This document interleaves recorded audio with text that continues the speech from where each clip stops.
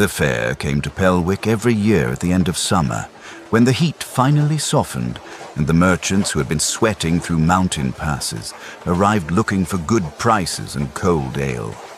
It was a medium-sized trading town, too large to be charming, too small to be important. And for 11 months of the year it simply existed. A mill, a market square, a well that everyone argued about. But for the last week of summer, it became something else. Tents went up along the eastern road. The smell of roasting meat drifted through streets that smelled, the rest of the year, mostly of river mud, and the wrestling ring was assembled in the main square, its ropes and corner posts carried in on the same cart they'd been carried in on for 37 years. Because someone, at some point, had decided that Pelwick was a wrestling town, and no one had thought to disagree. Rowan walked into the registration line at the 9th hour of morning behind a man twice his width and a woman with a jaw that looked like it had been hewn from a block of good oak. He was carrying a pack with 2 days of food in it, a spare shirt, and a belt wrapped around his left wrist. Old brown leather, the color it gets after years of use rather than years of sitting unused, cracked in 2 places along the inner edge where sweat had done its patient work. He was not particularly tall. He was not particularly wide. He had the build of someone who spent his days lifting and splitting and carrying, which is different from the build of someone who lifts deliberately for the purpose of being large. The distinction was visible. The man 2 spots ahead of him in the line looked at him, and looked away with a particular expressionlessness of someone who has decided not to bother forming an opinion. The clerk at the registration table asked his name and didn't look up. Rowan, family name. Marsh, town of residence. Edge of the Keld Forest, about 4 miles north of the 3rd milestone. The clerk finally looked up briefly to confirm that Rowan was in fact a person. He appeared to reach no strong conclusion. 4 miles north of the 3rd milestone isn't a town. No, Rowan agreed, but that's where I live. He paid the entry fee, accepted the numbered token, and went to find somewhere to sit. The square was full already. Not with competitors, most of whom hadn't arrived yet, but with the fair's general population. Sellers of ribbons and spice, children running patterns through adult legs, a man playing a stringed instrument badly but with admirable confidence. Rowan bought a meat pie from a cart, ate it standing, and watched the ring being tested by a pair of officials who bounced on the mat with the serious expressions of people who took their mat-bouncing responsibilities very seriously. He had not told anyone he was entering. There was no one to tell, really. The nearest neighbor was Old Fenwick, and Old Fenwick had opinions about most things that ran along reliable grooves, and Rowan didn't need to hear the groove about orcs and humans and the mixing of blood through sport right now. He also hadn't told anyone because the reason he was here was private in the way that grief is private. It sat in his chest like something he hadn't figured out what to do with yet, and the presence of other people's reactions to it would not help. His grandfather had died 2 winters ago. This was not a dramatic death. No battlefield, no final noble speech. He had simply stopped working one morning in the way that very old men who have been strong their whole lives sometimes do, as if the body finally submits a formal notice. His name was Aldrich, and he had been, for the last 40 years of his life, the most important person in Rowan's world, which is the kind of thing you only fully understand once that person is gone. Aldrich had taught him to wrestle, not for tournaments. He'd always been clear about that. Not for the crowd, or the prize money, or the small specific pleasure of watching someone else's knees buckle. He taught him because he said every person needed to know how to stand when everything was against them. Not stand and win, not stand and be celebrated, just stand, The distinction had seemed abstract to Rowan at 12. It was less abstract now. He was entering the tournament because Aldrich had once competed in it 30 years ago, and because Rowan needed somewhere to put the part of himself that was still carrying the weight of 2 years of quiet, and an empty cabin and a woodpile that was too large, because he kept working to avoid thinking about things. He was not expecting to win. He had not, in fact, given much thought to winning. He had mostly thought about the drive here, which was 4 miles, and the meat pie, which had been good, and whether the mat was softer than the forest floor, which he suspected it was. He was working on his second cup of fair ale. Light stuff, barely more than grain water. When the crowd shifted in the way that crowds shift when something they've been waiting for arrives. Darka came through the east entrance with the ease of someone who had never, in her adult life, had to excuse herself through a crowd. People moved. This is not as simple as it sounds. Darka was, by human standards, large, and by Orc standards, she was exactly as large as her record suggested. 9 feet of bone and muscle and deliberate presence, wearing the practical wrapped cloth and leather of a serious competitor rather than the elaborate armor some of the other Orc entrants affected. Her tusks were undecorated. Her hair was back. She moved like someone who had already won and was simply allowing the formality to proceed. She had, by the count posted on the board near the registration table, 114 consecutive victories in sanctioned wrestling competitions. The number was written in a larger hand than the other competitors' records, as if the clerk had felt it deserved more space. Rowan watched her from his spot near the ale cart and finished his cup and thought, well, that's a person. He was not frightened. He had learned from years of working alone in a forest a certain practical relationship with large and impressive things. You looked at them. You assessed them. You either proceeded or you went a different way. He looked at Darka and assessed her and thought that he was probably going to lose, and then he thought about his grandfather, and then he thought that was fine. The tournament ran through the morning and into the afternoon. Rowan won his first 2 bouts with the quiet competence of someone who has been taught well and knows it, nothing more. The crowd, which had been watching mostly for Darka, paid these victories the mild attention they deserved. He heard someone behind him say, "Who's the woodcutter?" in a tone that indicated the question was not one they expected to be interesting. He did not turn around. Darka demolished everyone she faced. This is not an exaggeration, and it is not a compliment. It is a simple description of what happened. Her first opponent was on his back before the crowd had finished shifting its attention to the ring. Her second lasted longer, which is to say, he lasted 30 seconds. The third, a large man from the mountain provinces who had placed second in 3 consecutive tournaments, lasted 45 seconds and left the ring looking as though he had been reconsidering some life choices. By the afternoon, there were 4 competitors left. By the late afternoon, there were 2. The crowd was loud in the way fair crowds get loud when they sense something worth watching.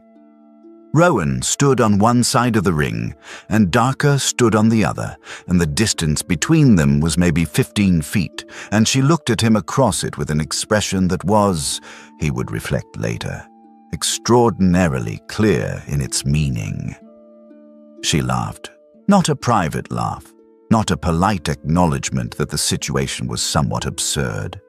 A full, public, entirely uncontained laugh. The kind that comes from genuine surprise at the universe's sense of humor. It started as a sound and became a statement. The crowd, taking its cue, rippled with laughter that was slightly nervous, the laughter of people who are not entirely sure if they're laughing at something cruel, but have decided to let the moment carry them anyway. Rowan looked at her. He did not say anything. He was not, in general, a person who said things when he had nothing to say. Someone in the crowd shouted something about the size difference. Someone else said something about wood and kindling. Rowan heard this and also did not respond to it, which the crowd seemed to find either admirable or boring. He couldn't tell which. "You're serious," Darker said. It was not quite a question. "Generally," Rowan said. She laughed again, shorter this time, and rolled her neck, and the referee called the start. She was very fast. People who look at large things often forget that mass and speed are not opposites, and Darker moved with the confidence of someone who had learned, some time ago, that her speed was surprising to people and had decided to use that surprise deliberately. She closed the distance between them before Rowan had finished processing her initial position, caught his arm, pivoted, and wrapped him into the hold. The hold was something that got talked about. It was the kind of technique that had a name in 3 languages, had been discussed in sports circles with the enthusiasm usually reserved for engineering problems, and had, in 114 consecutive bouts, never failed to end things. It was not simply a pin. It was a configuration of bodies that used Darker's weight and geometry to make escape not merely difficult, but mechanically improbable. You could describe it mathematically and the math would say, no. Rowan was in it for approximately 3 seconds, and then he was not. The moment of silence that followed was, he would think about later, one of the stranger sounds he had ever heard. Which is to say, it was not a sound at all. It was the crowd's collective pause before it understood what it had seen. The intake, the moment before the breath. Darker was on the ground. It would be inaccurate to say she fell. Fall implies a loss of control, and Darker had not lost control. Exactly. She had been put. There is a technical difference, and she felt it. The crowd exhaled. It made a noise that was not quite cheering and not quite confusion. Somewhere in between, the sound of people recalibrating. Rowan stood where he was. He was breathing harder than he'd like, but not as hard as he'd expected. He looked at Darker on the ground, and Darker looked up at him, and the expression on her face was one he had not seen on her before. Which made sense, since he had not known her before, but which he recognized as the specific expression of someone who has met something they did not expect to meet. She got up. Slowly, not from injury, but from the deliberateness of someone reclaiming each movement. She looked at him. "Rematch," she said. "1 week." "All right," said Rowan. He collected the prize token from the referee, who handed it to him with the look of a man whose day had taken an unexpected turn. The crowd was loud now. Properly loud, the delayed roar of people who had realized they'd witnessed something they'd be talking about. Rowan walked out of the ring and went to find something to drink because the afternoon was still warm and he was thirsty. He was eating dinner at the edge of the fair. The stall with the best smell had turned out to have the best food, which was satisfying in the way that correct predictions always are, when the shadow fell across his table. He looked up. Darker was standing on the other side of the table, and she was not laughing now, and she had an expression that he had even less category for than the one after the match. She was, he noticed, alone. Her crowd of supporters and followers had dispersed with the tournament, as crowds do, and she had come here by herself and was standing as though she had not yet committed to the standing. "You want to sit down?" Rowan asked. "I want to know," she said, "how you got out of that hold." He looked at her for a moment. "I'll show you," he said, "if you want." "I don't need you to," she started. I know, he said. I'm not offering because you need it. I'm offering because you want to know. Those are different things. A pause. She seemed to be weighing something that had more facets than the conversation had so far indicated.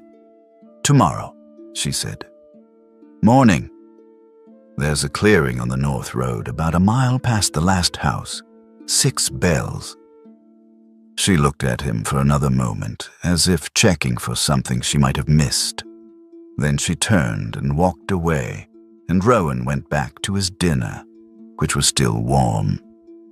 She was already there when he arrived. She was doing stretches with the focused attention of someone who is absolutely not waiting for anyone, and he noted this and set down the pack he was carrying without comment. The clearing was good.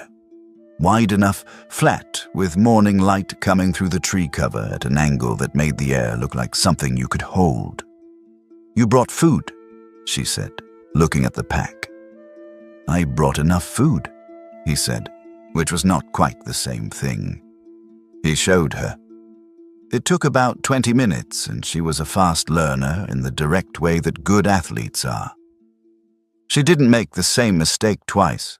She asked no unnecessary questions, and when she got something wrong, she corrected it with the methodical irritation of someone who knows exactly where the error was. When she got it right, she did it again immediately to be sure. Again, she said, after she'd done it correctly twice. You have it, he said. I'll tell you when I have it. They did it again. She did it correctly a third time, and a fourth, and a fifth. And each time she looked at the result with the expression of someone who is not pleased to be getting better, but cannot help that they are getting better. Your grandfather taught you this, she said.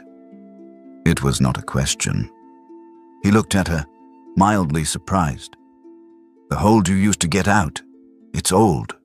I've seen it once before in a training record. Your grandfather was a wrestler, among other things. She made a non-committal sound, and they ran through the technique again. The second morning was colder. She was there first again, which he was starting to understand was her way of pretending she hadn't been waiting. He brought bread and hard cheese. She did not acknowledge the food, but ate it. You eat like you've been on the road, she said. I've been on the road. I can see that. I'm saying it's not a compliment. I'll bear that in mind. She looked at him sideways. How do you live? At the forest? Fairly simply. I cut wood. I sell it at the winter markets. I fix things when they break. He thought about it. I grow some vegetables. Badly. How badly? Survival level. They live, but they don't thrive. We have an understanding. Something shifted briefly at the corner of her mouth. Not a smile, exactly. More the ancestor of a smile, the thought that precedes it. They had found, without discussing it, a way of being in the same space that worked. She ran through forms.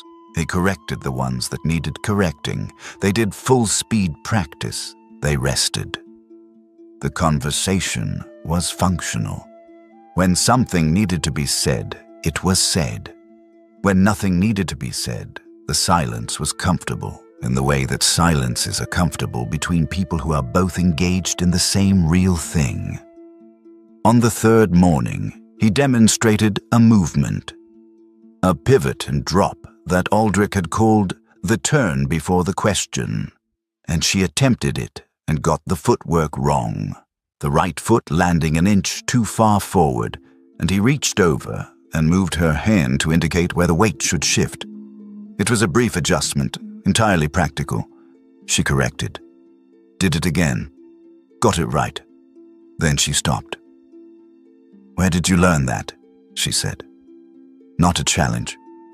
Not a test. He could hear the difference. It was a genuine question, the kind that comes out of actual curiosity rather than conversation management. My grandfather, he said. He trained for 40 years, traveled a lot when he was younger. picked things up from everywhere. A pause. He said some of the best footwork he ever learned he got from orc trainers in the Eastern Army. She was quiet for a moment. Then, he was in the Eastern Army. He trained there for a while, long time ago, before I was born. She looked at the tree line. Something had changed in her posture, some small internal calibration. She said nothing more, and he didn't push it, and they went back to practice.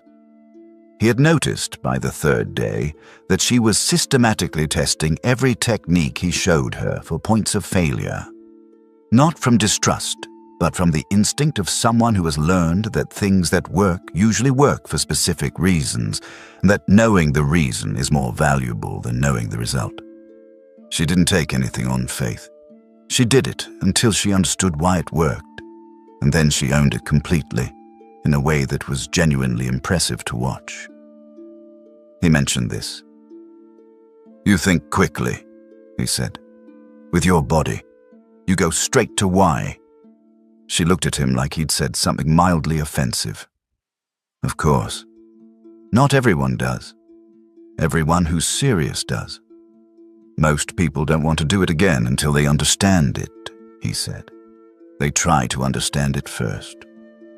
You do it and let the understanding come. She considered this with the expression she used for things that were true but that she hadn't previously thought to name. Then she said, "You do the same." "Probably," he agreed. "I learned it from someone." "Your grandfather?" He had a lot of opinions about the sequence of understanding, such as, he said the mind likes to feel prepared before the body acts. He said this is a lie the mind tells. He said the body always knows things first and the mind just writes the story after. She was quiet for a moment, then, "My father used to say almost exactly that." And there it was. The small crack, the place where the wall got thin. She heard herself say it, and he watched her hear herself say it, and she looked away briefly, and when she looked back, she was wearing the expression of someone who has decided to keep going rather than reverse. That afternoon, she came back. He was sitting against a tree at the edge of the clearing, eating the last of the bread and watching the light change, and she came out of the trees with a purposeful hesitance of someone who has made a decision but is still checking the decision as they execute it. She sat down. Not next to him exactly. Across the clearing, which was less strange than it might sound because the clearing was not large, and the distance had more to do with angle than space. She looked at his wrist. "What is that?" she said. He looked down at the belt. He had stopped seeing it, which is what happens with things you carry long enough. "Training belt," he said. "My grandfather's." She looked at it for a moment longer than necessary. "It's falling apart." "Yes." "You should replace it." "Probably." She didn't say anything else, and he didn't explain, and they sat in the late afternoon light, doing nothing in particular, which was, he realized, probably the most comfortable he had been since Aldrich died. On the fourth day, she showed him something of her own. It was in the late morning, after the main practice, and she took a grip configuration that he hadn't seen before.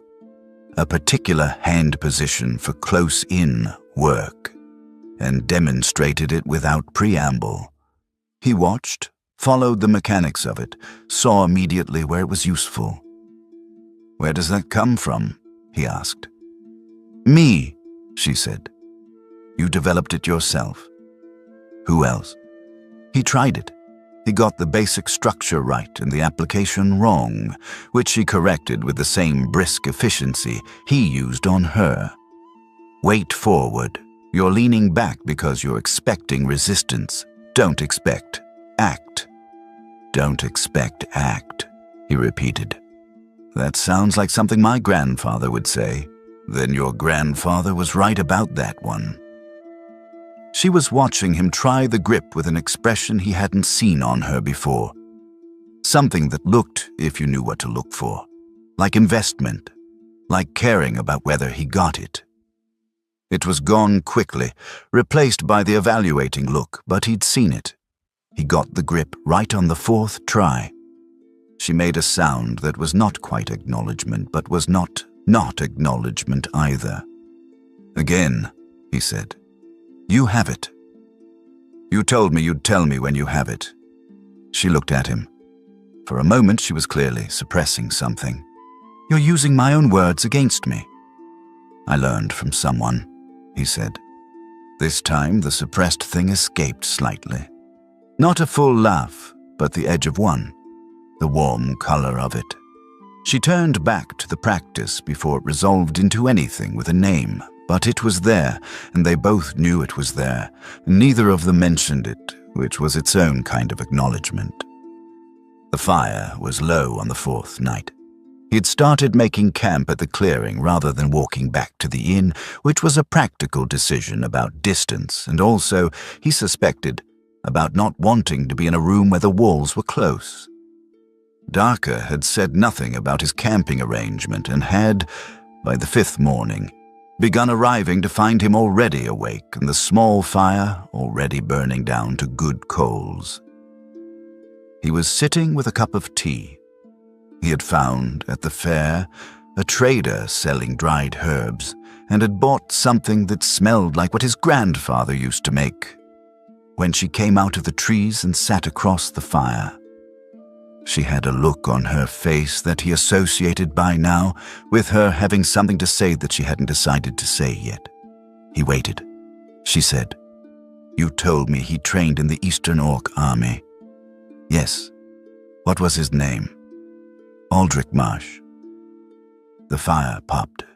Her moth investigated the edge of the light and decided against it.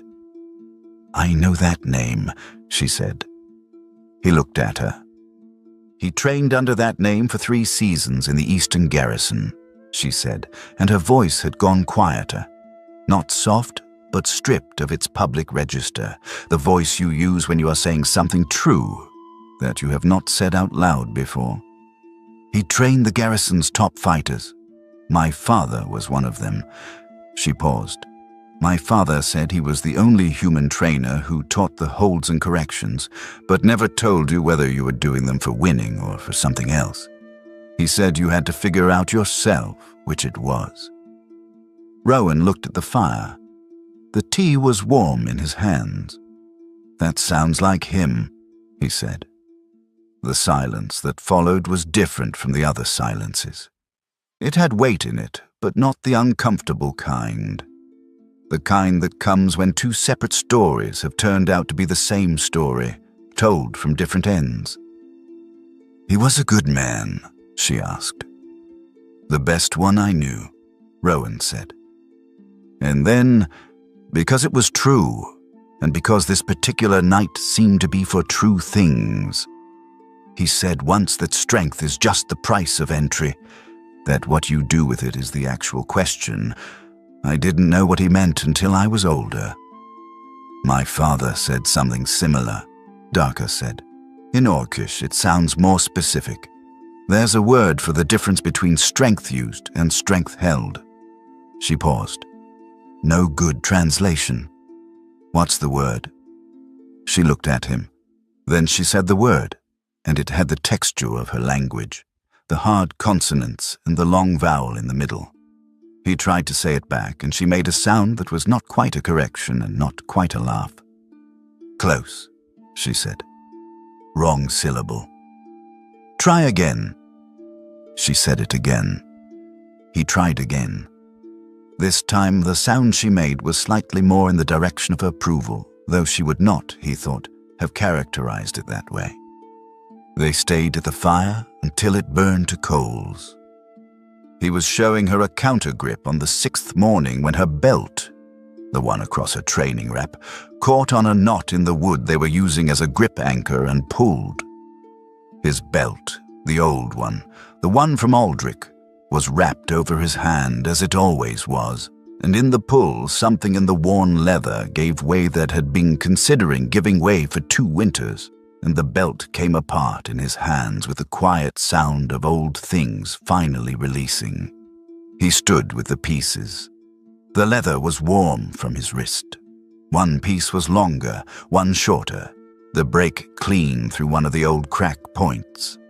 Darka looked at it. She said nothing.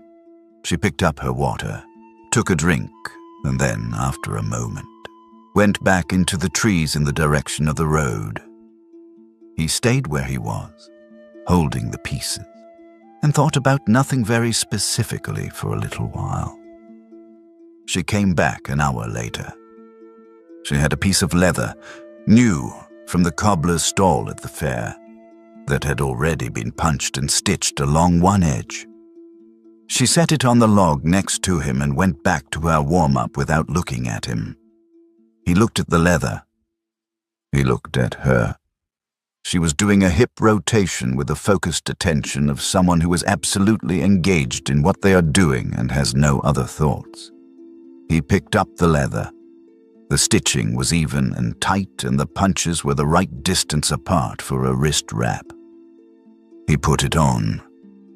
The morning of the 7th day, the people from her clan came.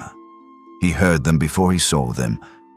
The sound of people moving through trees with the confidence of people who have decided they are entitled to arrive. There were 2 of them, both large, both armored in a way that was not the casual armor of a traveler, but the deliberate armor of people who had put it on for the occasion. The elder one had a clan mark on his forearm, the kind that meant something in Orc social structures that Rowan didn't fully understand, but understood enough to know it was not decorative. Darka had gone still beside him, not afraid. Rowan had been watching her for 6 days and did not believe she was frequently afraid. Still in a different way, the stillness of someone who has expected something and is now calculating how to respond to it arriving. Her chin had come up slightly. Her shoulders had settled in a way that was not relaxation, but preparation. She looked, he thought, like someone putting on armor that was invisible and more effective than the kind you wore.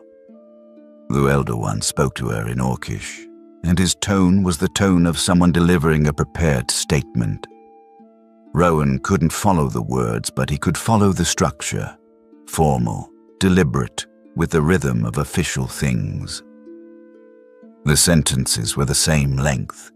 There were pauses in predictable places. It had the texture of something rehearsed. Darka replied, shorter, and then the elder one switched to the common tongue, which Rowan understood to be a choice, the kind of choice that is designed to include rather than to communicate.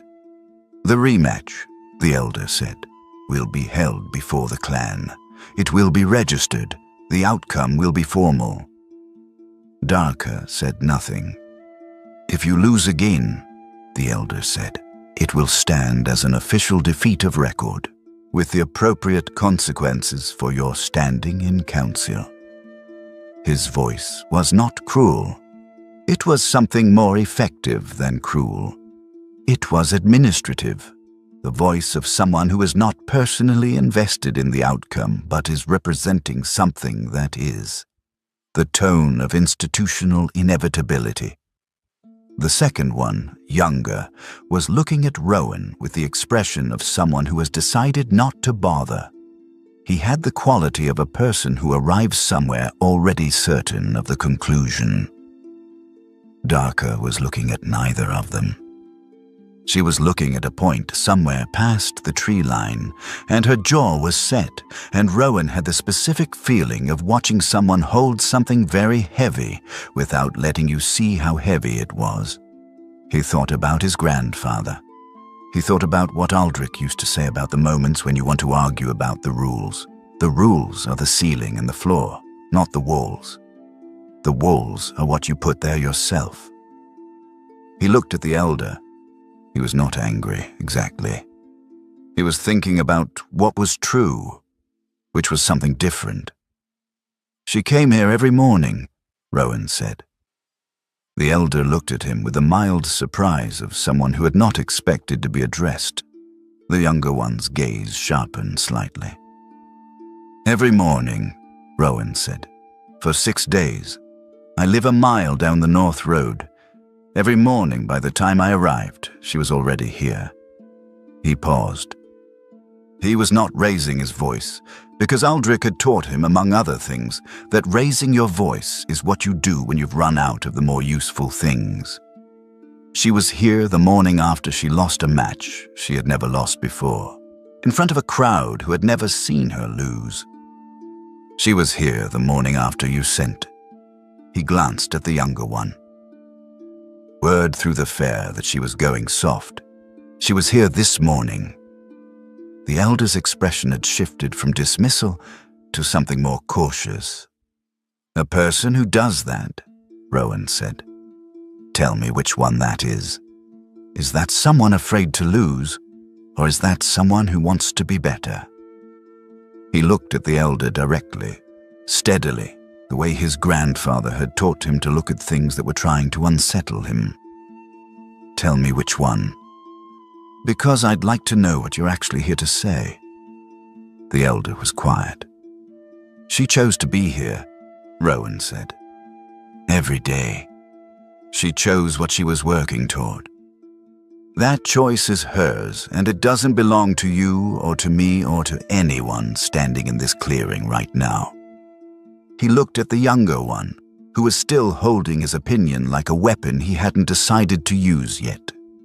"And if the thing you're threatening is that a record of honest competition will be used against her, then you're threatening to punish her for showing up. That's what you're saying. I want to make sure we're all clear on what we're saying." He turned around. He went back to the training ground. He picked up the grip configuration she had shown him the day before and worked through it because his hands needed something to do. And this was what was there. Behind him, he heard the elder say something to Darka in Orcish. Not what he'd been saying before. Different rhythm, something with a question shape. He heard Darka's reply, short, with a particular edge in it that he had come to associate with her having finished a conversation in the way that meant the conversation was finished, regardless of whether the other person was done. Then he heard them leave. He kept working the grip. His pulse had done something it hadn't done during either match, which he noted and set aside. Darka stood at the edge of the clearing. He could see her in his peripheral vision, standing where she'd been standing, not having moved. He didn't look at her. He ran through the grip 3 more times. "You didn't have to say that," she said. He set down the grip anchor and looked at her. Her face was still arranged in the expression she had been wearing while they spoke, the held-weight look. But there was something underneath it now that wasn't quite the same. "I was telling the truth," he said.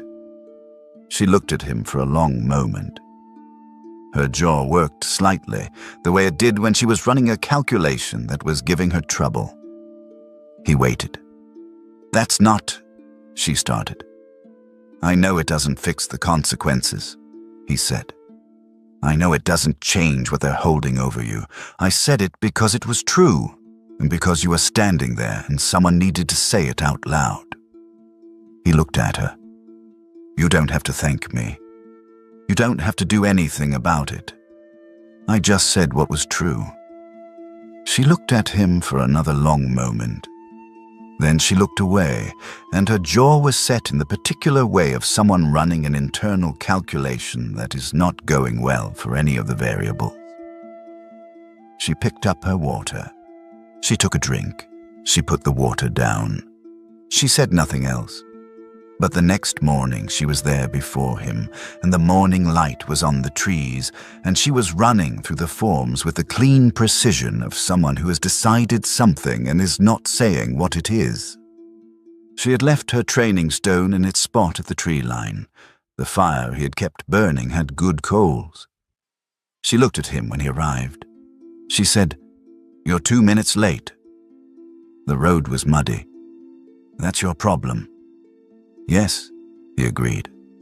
and they went to work. The friend came 2 days before the rematch. A man named Gil, who had known Rowan since they were children, and who came to the clearing in the late afternoon, wearing the expression of someone doing something they have decided is their duty. "You're going to get yourself into something," Gil said. "I'm already in the tournament," Rowan said. "That's the something." "The orcs are talking. Not everyone, but some. They're saying she's spending her mornings with a human. That it looks..." He paused, finding the word. "Weak. That she's been gone soft." "Who's they?" "People. There's a group of them I heard at the inn.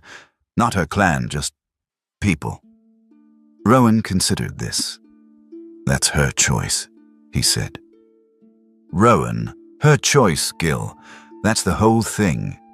She's here every morning. She decides every morning. It's not mine, and it's not yours, and it's not the people at the inn." Gil looked at him for a long moment with the expression of someone who has come to have an effect and is watching the effect not quite land. "You've gotten strange," he said finally. "You were strange before, but you've gotten stranger." "Probably," Rowan agreed. Gil stayed for a cup of tea and then left, and Rowan went back to sharpening his axe, which was the kind of work that required just enough attention to prevent other thinking.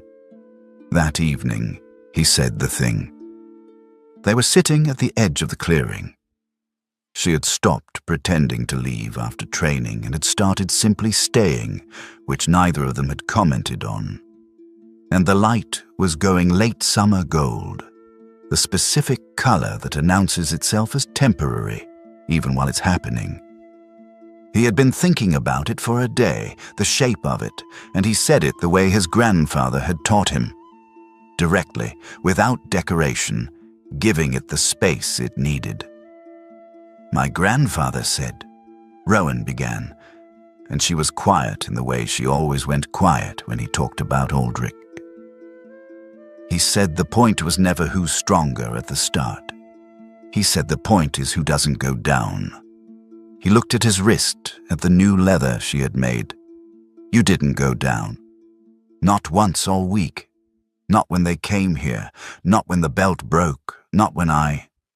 He stopped. Reconsidered. Started again.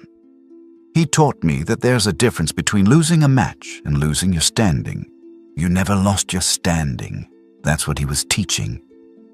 She was quiet for a long time. Then she said a word. It had the quality of her language. The hard edges. The vowel that opened at the end. He had heard her say it before, once, quietly to herself. After the morning he had corrected the pivot, and she had gotten it right 3 times in a row. "Fraksha," she said. He waited. "It doesn't translate," she said. "There's no word in your language for it.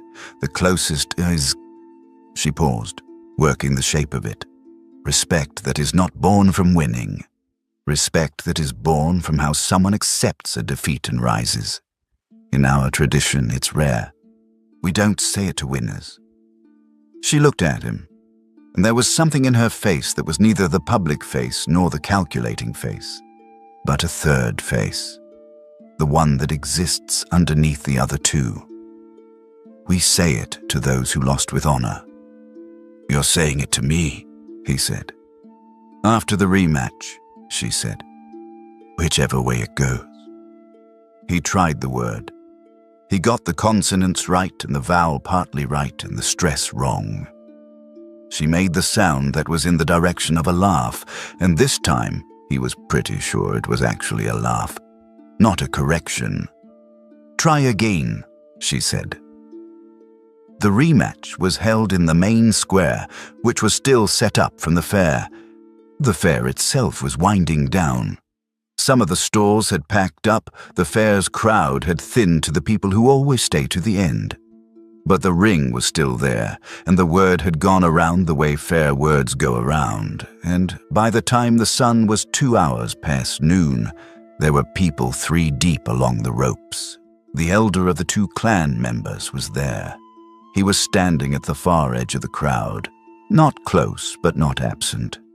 Two other orc fighters Rowan hadn't seen before were with him, not armored, watching with the specific attention of people who have been told to pay attention and have decided to actually do it. Gil was there too, somewhere in the crowd. Rowan had seen him earlier, and they had not spoken about it, which was the right choice for both of them. There was a different feeling to this one. The crowd could feel it, which is why they were quiet in a way they hadn't been quiet for the first match. Not the quiet of expectations, but the quiet of people who sense they are witnessing something they don't entirely understand. The first match had been surprise. This one was something else. Rowan stood on his side of the ring. Darka stood on hers. She looked at him across the distance, and this time she was not laughing. She was wearing the face she wore when she was thinking. The one with the slight tension around the eyes, the one he'd seen when she was working through a technique that wasn't clicking yet, the one that meant she was actually in it. He had come to prefer it to all her other faces, which he had not said and did not plan to say. He looked back at her and thought, whatever comes next, this was a good week. This was a good week, and he had learned something he didn't know he needed to learn, which was that the thing Aldrich had been teaching him all along was not just about holding his ground. It was about recognizing when other people were holding theirs. The referee called the start. She was faster than she had been the first time, which did not seem possible and was. He was better than he'd been the first time, which he had hoped for and had, during 6 mornings, worked toward. They moved through the early minutes of the match with the strange intimacy of two people who have spent a week learning exactly how the other one moves, the specific ways they carry their weight, the tells that precede the pivots. The crowd had expected a rematch in the sense of an answer. They wanted to know who won last time because of skill and who won because of luck. What they got instead was something harder to categorize. They got a match between people who knew each other, and knowing each other meant neither of them could use the simple weapons. The surprise was gone. The gap in knowledge was gone. What was left was the actual substance. She tried the signature hold twice. He was out of it both times, though the second time was closer. He tried the pivot and drop, which she had been drilling all week, and she read it coming and adjusted, which he had expected. He tried the grip configuration she had taught him, the one she had developed herself, and felt her go briefly still, the way you go still when you encounter your own technique used against you, and he got half of what he was after before she turned it. "That's mine," she said. "I learned it from someone," he said. Something crossed her face that was not what she wanted it to be. The match lasted 12 minutes, which was 11 minutes longer than the first one.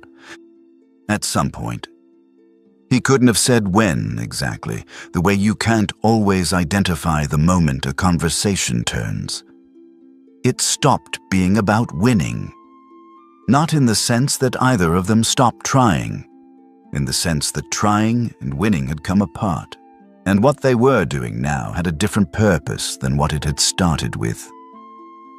He hit the mat at the end, not from the signature hold, but from a clean takedown that she had been building to for 30 seconds, and he lay there looking at the sky, which was the specific blue of late summer afternoon, and heard the crowd and felt the mat under him and thought, yes, that's the right ending. She pulled him up. The crowd had gone through several phases of loudness during the match and arrived at a particular kind of quiet that was not silence but was the absence of confusion. They had seen something and were still deciding what it was. He stood. She was looking at him with an expression he had not seen on her before and could not name. She was breathing hard, which meant the match had cost her something, which was its own kind of statement. She turned his wrist over, briefly, the way she'd started doing when checking his grip form. Just the touch of checking, nothing more. And looked at the belt. The new leather. Her work. "Vraksha," she said quietly, so only he could hear it. He said it back. He got the vowel right this time. He was still wrong on the stress. She looked at him. "Better," she said. "Still wrong," he said. "Better than wrong," she said, which was as close to a concession as she had made about anything all week. They both knew it. He tried it again. She shook her head, but her shoulders had a different quality. "You'll get there," she said. "High praise," he said. "It's accurate," she said. "I don't give praise. I give accuracy." "I know," he said. "That's why I value it." She looked at him for a moment with the expression she used for things she hadn't decided what to do with yet. Then she turned and walked off the mat, and the crowd parted, and the elder of the clan members, the one who had come to the clearing, who had stood in the crowd, watched her pass. He didn't speak. He didn't move to block her. He was just watching with the expression of someone who has come to look at something and has found it more than they expected. He didn't leave first. He said something short to the younger one beside him. The tone of closing a thing rather than questioning it. The younger one nodded once. Then the elder turned and walked away, unhurried, the same way he had arrived. She told him the night before, with a directness that he had come to understand was her version of gentleness. She could have simply not been at the clearing in the morning, but she came to where he was camped and said, "The clan needs me to come back and deal with what happened. A public loss of record has consequences." She needed to be there when the consequences arrived, rather than letting them arrive without her. He listened. He said, "All right. You're going back to the forest," she said. "In a few days," he said. "I have a few things to sort out here first." He looked at his wrist. "The cobbler I bought this leather from, I want to get some for the winter work. Good stuff." She looked at him for a moment. Then she nodded and went, and he watched her go, and the morning was quiet after. He stayed 3 more days. Gil found him on the first of them at the market and fell into step beside him for about half a block without saying anything. Then, good match. Then he peeled off toward the inn. That was the whole thing, and it was enough. He sorted out his things. He bought the leather and supplies and took a long walk along the river south of the town on the second day because the river was good and he hadn't walked beside moving water in a long time. He thought about Aldrich, not with the weight he'd carried for 2 years, but with something lighter, the specific gravity of things you have finally said out loud and found to be survivable. He thought, more than he expected to, about a woman who arrived to every practice first and pretended she hadn't been waiting. On the 4th morning, he went to the clearing. It was empty when he got there, which was expected. He built a small fire, more out of habit than necessity, and sat with his tea and watched the light come through the trees. Her training stone was there, the one she'd been using for grip work, the rounded river stone she'd carried from somewhere. It was sitting in the same spot where she always placed it, at the edge of the clearing near the tree line. He looked at it for a while. She had either forgotten it or she had not. He didn't know which, and this turned out to be the kind of uncertainty he could live with, which was itself a new thing. He waited. The first day she didn't come. The second day he adjusted his grip on the morning's tea and thought about the 4th morning's grip correction and the sound she'd made when he finally got the weight distribution right. The 3rd day, he found himself getting to the clearing earlier than usual, before full light, because the walk through the trees was good and because the birds were loud at that hour, in a way he had always liked and had, for 2 years, not bothered to notice. He noticed them now. On the 4th day, he heard footsteps on the north road. She came out of the trees in the same way she always had, as if she had been there already and was simply choosing to become visible. She looked at the fire, at the stone still in its place, at him. He didn't say anything. "The council met," she said. "The defeat stands on record, as expected." A pause. "There are consequences, a formal adjustment of status." She looked at the clearing, at the quality of the mourning.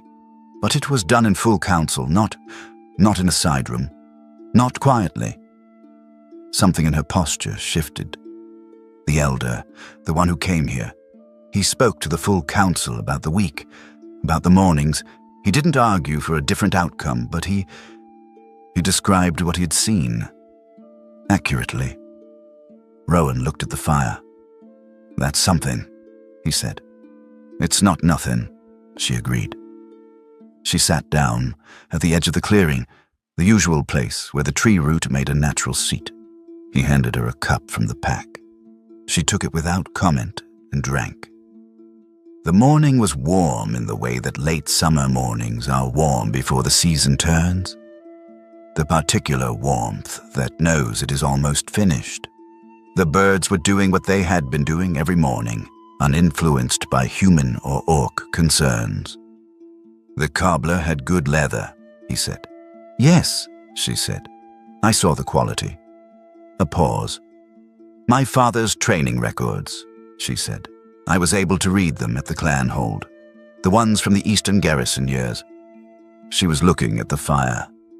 "Your grandfather's methods are very well documented. My father was meticulous." Another pause. "He wrote, 'The human trainer teaches no technique without teaching first why the body works that way. He says a fighter who knows the reason is harder to surprise than a fighter who only knows the move.'" Rowan looked at his cup. "That's him," he said. "Yes." She drank. "I thought you'd want to know." He thought about Aldrich. Not the loss of him, for once, but the shape of him. The real shape, the one that was not about grief. A man who had traveled east and taught orc fighters and been documented in records that survived him by decades. A man who had told a 12-year-old boy that the point was not to win, but to know how to stand. "Thank you," he said. She looked at the fire with the expression she used for things she had decided to accept. "He trained good people," she said. "My father became a good trainer because of those seasons. Who my father trained," she paused. "That's a longer story." "We have time," he said. She looked at him briefly. Then she looked back at the fire. She began to talk. The silence that followed that morning, after the talking was done, after the cups were empty, was the comfortable kind. Not empty, full in the way that silences are full when two people are in them who have nothing to prove. A week later, after she had been to the clearing every morning and he had been to the clearing every morning, and after they had established a routine that involved training and food, and a particular silence that was neither of them ignoring the other, but both of them occupying the same quiet, he said, "I'm going back to the forest in 4 days." "I know," she said. "If you wanted to see it," he said, "you could come." She looked at him. He was very carefully not looking at anything in particular, which was the opposite of how he usually operated, and she noticed this. "4 days," she said. "4 days," he confirmed. She said nothing for a moment. "Is your wood pile large?" she asked. He thought about it. "Very large," he said. "2 winters' worth at least. I have a habit of working too much." "That sounds like a problem," she said. "It's been pointed out to me," he agreed. She looked at her cup. She looked at the trees. She looked at the training stone, which she had picked up and set down twice over the week without deciding anything about it. 4 days, she said again, differently. Yes, he said. They had said nothing about the last morning. No arrangement, no agreed hour. The last morning at the clearing, they both arrived at the same time, which had not happened before. She came from the south road, he came from the north, and they arrived at the edge of the clearing simultaneously, each carrying a pack, each carrying food for 2. They stood at the edge and looked at each other. She looked at the pack in his hand. He looked at the pack in hers. The morning was still in the way that mornings are still before the birds start. The training stone was in her hand, the rounded river stone she had been carrying and not deciding about for a week. She set it in its usual place at the edge of the clearing. "You brought food," she said. "You did too," he said. "Yes," she said. He looked at her. She looked at him. The clearing was good. Wide enough, flat, with morning light coming through the tree cover at an angle that made the air look like something you could hold, which it was, in its way. Most good things are. "Good," he said. They sat down. Aldrich never saw this story, but in a way, he wrote it, every lesson, every morning, everything he taught a boy who didn't know yet what he was being taught for. If you have someone like that in your life, or had someone like that, drop their name in the comments. They deserve to be remembered out loud.